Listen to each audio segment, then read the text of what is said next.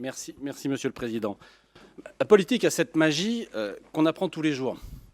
Donc aujourd'hui, c'était que Monsieur de Salier-du-Pin était batailleur, querelleur, grognon. Moi, j'ai découvert l'esprit de Noël. L'esprit de Noël, c'est quoi? C'est le rassemblement, la concorde, la bienveillance, la patience. Tout moi, quoi. La majo, quoi. La majorité, Monsieur le Président. Ce qui est, pour illustrer pourquoi c'est l'esprit de Noël, c'est que je suis d'accord avec quasiment toute votre intervention, Monsieur de Salier-du-Pin. C'est quand même ça, l'esprit de Noël. Toute intervention, parce que moi aussi, je suis fatigué, comme le président de région en ce moment, des relations que nous avons avec l'État. Vous dites, et vous nous indiquez qu'il faut combattre. Nous le faisons, nous ne vous avons pas attendu. Nous multiplions les rencontres, les auditions, occultes ou officielles. Nous multiplions les écrits, les courriers, les auditions, les rencontres. Nous avons vu à peu près tout ce que la République peut avoir comme responsable sur les questions du numérique, à tous les échelons, échelon local comme échelon national. Mais nous butons aujourd'hui sur une absence de réponse. Et, à mon simple avis, peut-être n'engagera pas la collectivité, mais c'est une sorte de mépris que nous vivons. Parce que ce n'est pas un caprice de la Bretagne de revendiquer les 200 millions d'euros. C'est juste un dû. Alors c'est vrai que ce n'était pas écrit dans le pacte de mobilité. À l'époque, ici, dans cette instance, j'avais exprimé mon esprit grognon, grincheux, en disant quand même, ce serait mieux que ce soit écrit.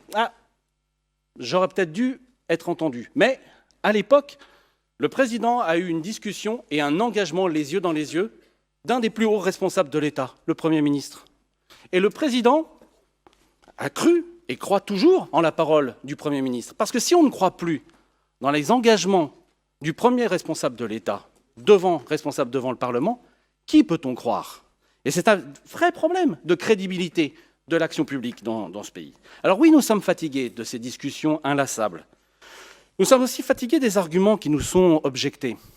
Et vous me permettrez un petit dérivé sur l'actualité que nous vivons.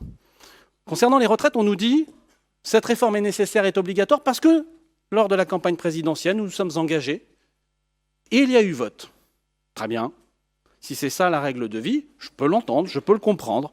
Mais à ce moment-là, on ne remet pas la retraite à 64 ans, on ne remet pas les exonérations à plus de 10 000 euros qui font un paquet fiscal, une exonération fiscale de plus de 4 milliards d'euros pour les grandes entreprises. On ne fait pas ça. Mais si c'est un principe de vie, ça s'applique aussi sur le très haut débit.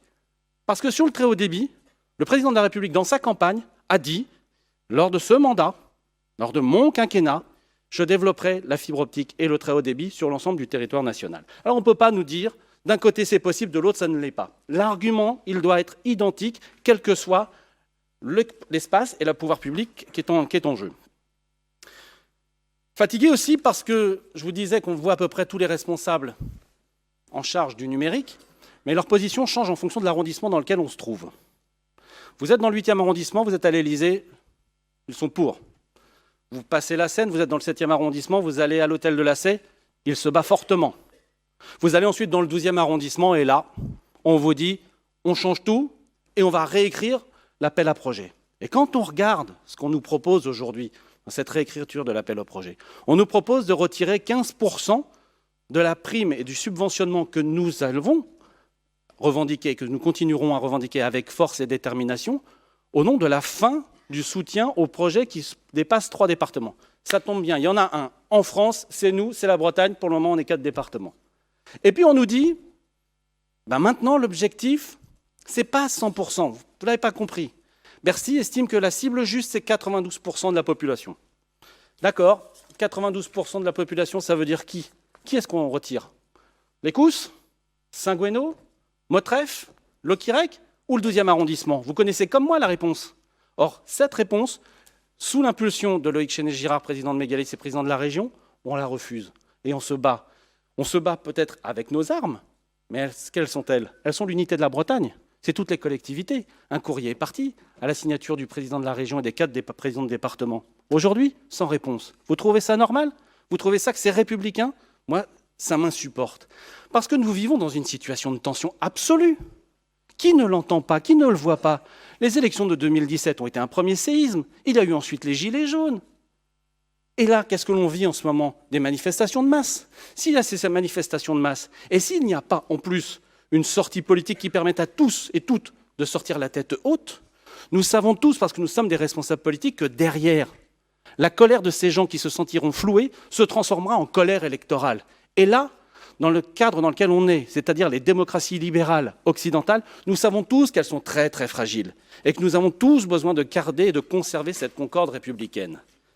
Alors pour nous, Bretagne très haut débit et ses 200 millions, c'est tout et sans négociation possible. Pourquoi ? Parce que nous avons besoin de cet argent, ce n'est pas un caprice et ça pourrait être la goutte qui fasse déborder le vase. Nous avons besoin de restaurer cet esprit républicain et la Bretagne a besoin de ce respect. Loïc Chénet-Girard représente l'intérêt général de la Bretagne et des Bretons. Il défend cet intérêt général. Dans toutes les rencontres dans lesquelles nous sommes ensemble, il bataille et il fait porter ce message auprès des responsables républicains nationaux qu'il y a nécessité à respecter le cœur de notre engagement, c'est les Bretonnes et les Bretons. C'est pour ça que nous cherchons la voie de sortie avec le gouvernement, parce que nous ne sommes pas obtus. Nous connaissons tous les difficultés budgétaires qui peuvent exister. Loïc Chénet-Girard et nous, au sein de Mégalis, avec Éric, nous avons proposé des compromis. Nous proposons des solutions de sortie. Et comme dit le Premier ministre, notre porte est ouverte. Nous aussi, notre porte est ouverte. Nous sommes prêts à toutes les discussions. Nous sommes prêts à toutes les souplesses, mais avec un impératif, une nécessité. C'est à la fin que la somme due à la Bretagne soit une somme qui permette que les équilibres financiers soient préservés.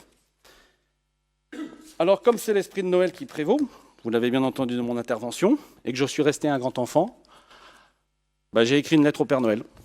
Et j'espère recevoir sous pied de mon sapin, avec Loïc, une belle lettre, avec une jolie Marianne, et 9 chiffres derrière, avec 1 euro. Et comme ça, on passera un joyeux réveillon. Joyeux Noël à vous.